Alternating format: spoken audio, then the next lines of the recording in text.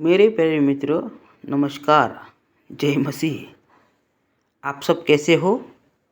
आशा करता हूँ आप सब ठीक हो। जी हाँ, मैं भी ठीक हूँ यहाँ पे। तो आज का टॉपिक है बाइबल। तो आपने बाइबल यह शब्द बहुत सुना होगा।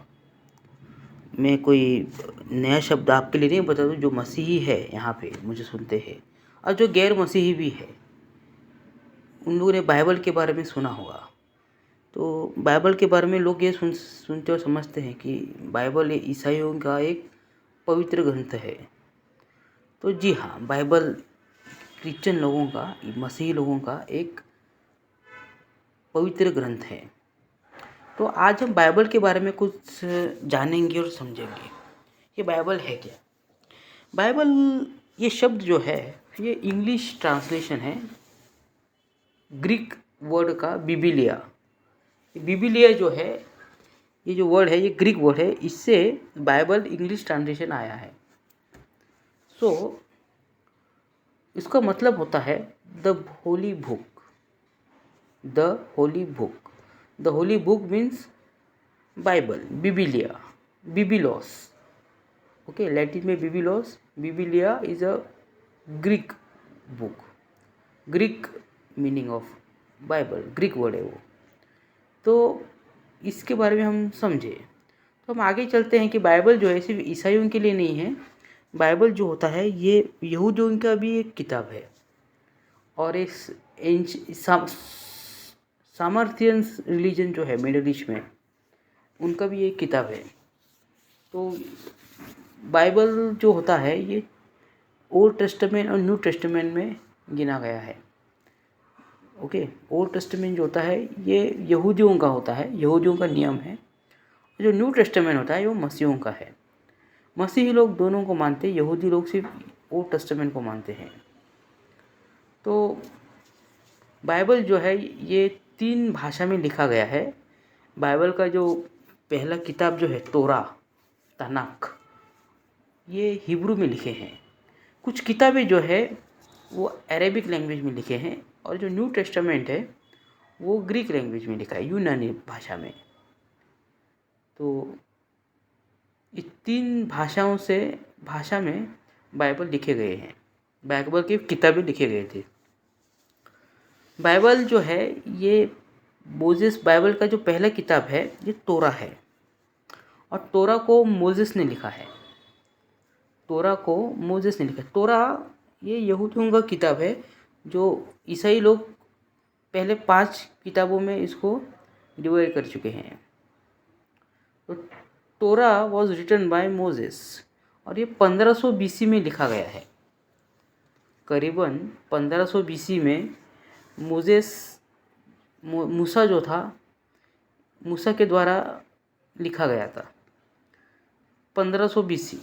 और ये ख़त्म होता है, बाइबल का जो कंप्लीशन है, ये न्यू टेस्टामेंट का जो लास्ट किताब है वो प्रकाशित वाक्य की किताब है। प्रकाशित, द बुक ऑफ रेवल्यूशन। ये किताब जो है ये 95 AD ये पहले लिखी गई थी, परंतु बाइबल का जो कंपोजिशन है ये 95 AD में हुआ है। यानी बाइबल को कंपोज किया गया था 95 AD में, यानी क्लोज किया गया है। और परमेश्वर बाइबल के अंत के जो किताब है रेवल्यूशन, उसमें यह लिखा है, परमेश्वर हमें एक वार्निंग देता है कि हमें बाइबल में कुछ ऐड नहीं करना चाहिए और बाइबल से कुछ निकालना नहीं चाहिए। क्योंकि परमेश्वर यह कहता है कि बाइबल जो है इंस्पायर्ड वर्ड ऑफ गॉड, और परमेश्वर ने जैसे लिखा है अपने दासों के द्वारा, परमेश्वर ने अपने दासों को इस्तेमाल किया है बाइबल को लिखने के लिए। इसीलिए बाइबल को कहा जाता है Bible is inspired word of God. यानी परमेश्वर जैसा चाहता है वैसा वो अपने दासों के द्वारा लिखा है। तो बाइबल के 66 बुक्स है, 66 बुक है।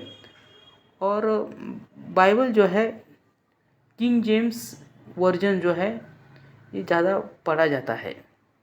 किंग जेम्स प्रोटेस्टेंट बाइबल ये दुनिया भर में ज़्यादा पढ़ा जाता है। आज बाइबल बाइबल जो है ये दुनिया के आधे से ज़्यादा लैंग्वेज में ट्रांसलेट किया गया है।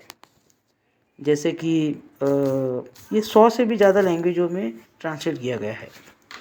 दुनिया की जो भी मेजर लैंग्वेज है जैसे कि इंग्लिश, हिंदी, ग्रीक, अरेबिक या फिर आप मराठी, गुजराती और ये हिंदुस्तान की भी बहुत सारे भाषाओं में इसका आज अनुवाद किया गया है, ट्रांसलेशन किया गया है, लोकल ट्रांसलेशंस।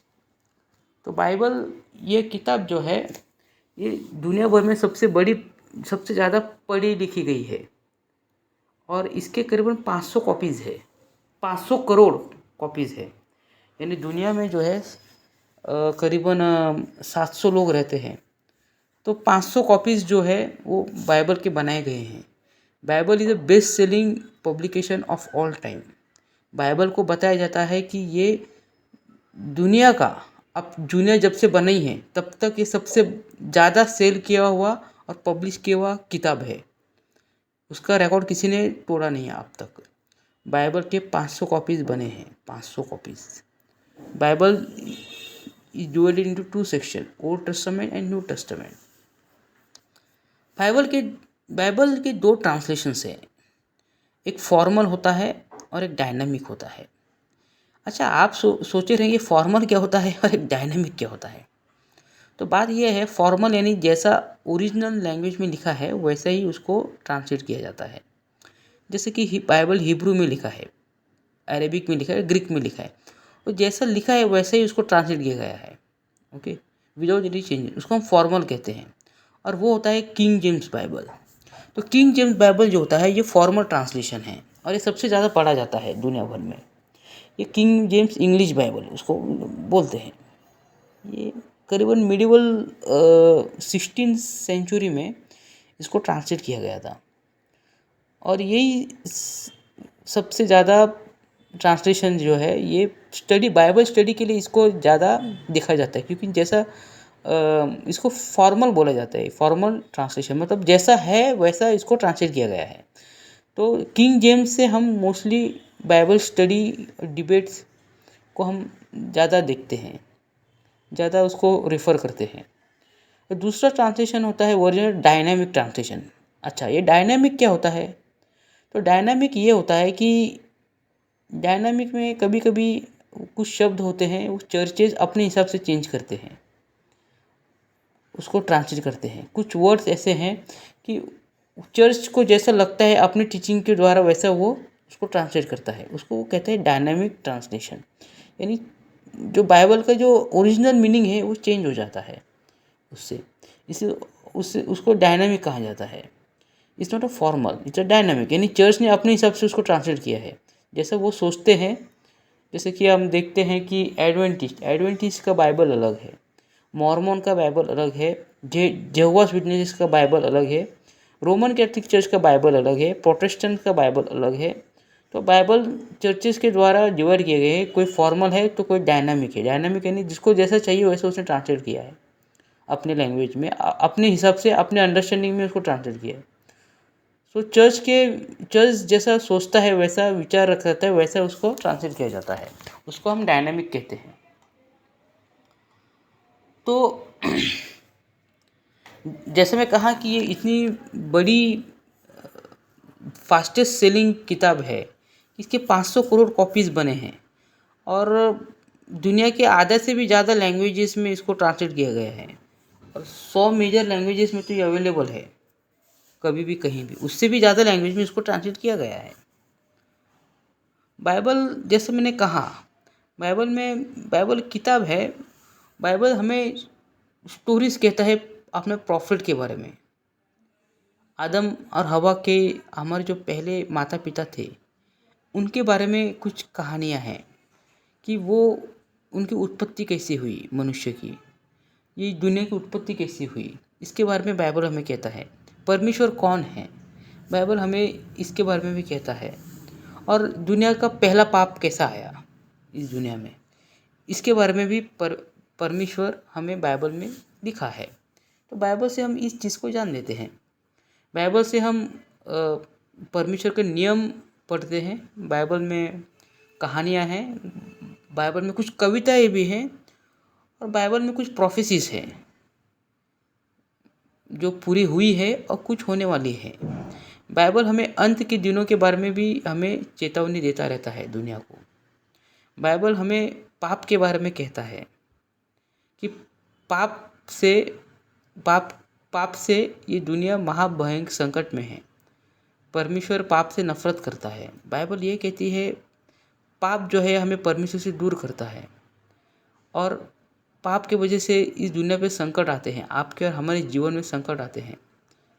तो मेरे प्यारे मित्रों, बाइबल को समझना ये बहुत कठिन है। बाइबल बहुत आज तक कोई समझ ही नहीं पाया है इसको, पूरी बाइबल को, क्योंकि ये परमेश्वर का वचन है। परमेश्वर जैसा कहता है कि मैं जैसा चाहूँ वैसा मैं लोगों के दिमाग में मेरे शब्द का अर्थ लगाता रहता हूँ। मैं लोगों को समझाता रहता हूँ। मुझे जैसा चाहिए वैसा मैं लोगों के हृदयों को खोलता हूँ। बाइबल हर कोई समझ नहीं सकता। जब भी परमेश्वर खुद हमारे आंखें खोलता है तभी हम समझ पाते हैं बाइबल को। ओके, बाइबल में बहुत सारे इतिहास के वर्णन हैं। इतिहास में जो भी बड़े घटनाएं हुए हैं उसके वर्णन हैं, जैसे कि ग्लोबल फ्लड, पहला राजा, बहुत राजाओं के साम्राज्य, बड़े राजा महाराजा के साम्राज्य थे, उनके बारे में बाइबल में लिखा गया है। बाइबल एक इतिहास की भी किताब है। हमें बहुत इतिहास में जो हुआ है उसके बारे में हमें बाइबल में बताया गया है। बाइबल में बहुत सारे वॉर के बारे में भी जो होते हैं, जो लड़ाई हुए हैं, उनके बारे में भी बहुत बहुत बातें कही गई है। तो बाइबल एक रिसोर्स है, हिस्टोरिकल रिसोर्स भी है इस दुनिया के लिए। जो इतना हिस्टोरिकल रिसोर्स और कौन सा किताब है नहीं दूसरे धर्मों का। इसी बाइबल ही जो है ये इतिहास के बारे में बहुत सारी चीज़ें बताते हैं हमें। खास करके मिडिल ईस्ट का जो इतिहास है उसका बहुत वर्णन किया गया है। और बाइबल जो है is inspired word of God.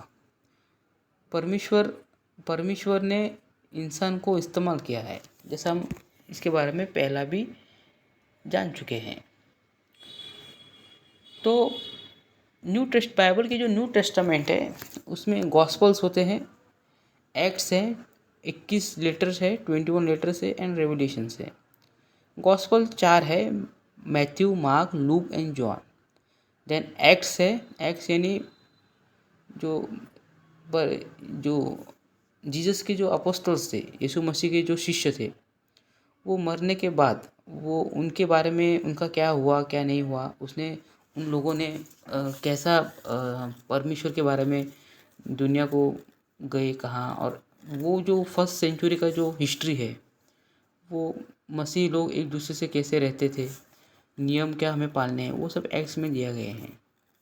और उसके बाद रेवल्यूशन चैप्टर है, प्रकाशित वाक्य यानी वो परमेश्वर का एक मैथोलॉजिकल रेवल्यूशंस है जो परमेश्वर हमें अंत के दिनों के बारे में बताता रहता है। रेवल्यूशन चैप्टर जो है, प्रकाशित वाक्य की जो किताब है, ये हमें बाइबल का जो अंत के दिनों में बहुत जो घटनाएं होने वाली है उसके बारे में बताया है। परमेश्वर बाइबल से विश्वासियों से बात करता रहता है। अगर आप परमेश्वर से बात करना चाहते हो तो आप बाइबल पढ़ो। बाइबल पढ़ने से परमेश्वर आपसे बातें करता रहता है। उसके वचनों के द्वारा आपको आपका सवाल का जवाब मिले। अगर आपको लगता है कि मुझे कुछ सवाल है और मुझे इस सवाल का जवाब चाहिए, तो आप बाइबल पढ़ो। हो सकता है आपका उस सवाल का जवाब बाइबल से मिले। बाइबल परमेश्वर के बारे में बताता है और परमेश्वर अपने दासों को बाइबल के द्वारा बातें करता है। अगर आप परमेश्वर का उद्देश्य को जानना चाहते हो, ये परमेश्वर आपके बारे में क्या सोचता है, तो आप बाइबल पढ़ो। बाइबल में परमेश्वर ने अपने दासों के लिए बहुत सारे वचन छोड़े हैं जो हमारे लिए एनकरेजिंग है विश्वास में बढ़ने के लिए। जब भी हम बात करते हैं परमेश्वर से तो हम प्रार्थना में बात करते हैं। जब भी हम प्रार्थना करते हैं तभी हम परमेश्वर से बात करते हैं। पर जब भी हम बाइबल पढ़ते हैं तो परमेश्वर हमसे बात करता है। तो ये 2 वे कम्युनिकेशन है। जब आप बाइबल पढ़ते हो तभी आप प्रार्थना भी करो बाइबल पढ़ने के बाद। क्यों? जब आप बाइबल पढ़ते हो तभी परमेश्वर आपसे बात करता है उसके वचनों के द्वारा। और बाइबल पढ़ने के बाद आप प्रार्थना करो कि आप परमेश्वर से बात करो डायरेक्टली। ओके। बाइबल हमें परमेश्वर के बारे में बताता है कि परमेश्वर पाप के बारे में क्या सोचता है, जो इस दुनिया ने किया है, दुनिया के लोगों ने किया है। इस दुनिया के लोगों ने पाप किया है, इस दुनिया ने पाप किया है, परमेश्वर से दूर गया है। तो वो पाप करने से जो दुनिया ट्रबल में है, दुनिया एक बहुत बड़ी मुश्किल में आ गई है। परमेश्वर का क्रोध जो है ये लोगों के ऊपर आया है, पाप करने से इस दुनिया पे आया है। और बाइबल कहता है कि परमेश्वर इस दुनिया को सर्वनाश करेगा। संसार के आखिरी दिन परमेश्वर आएगा और इस संसार को तहस नहस करेगा और पापियों का नाश करेगा। बाइबल कहता है कि परमेश्वर जो उसके विश्वासु है उसको स्वर्ग में उठाया जाएगा जिंदा।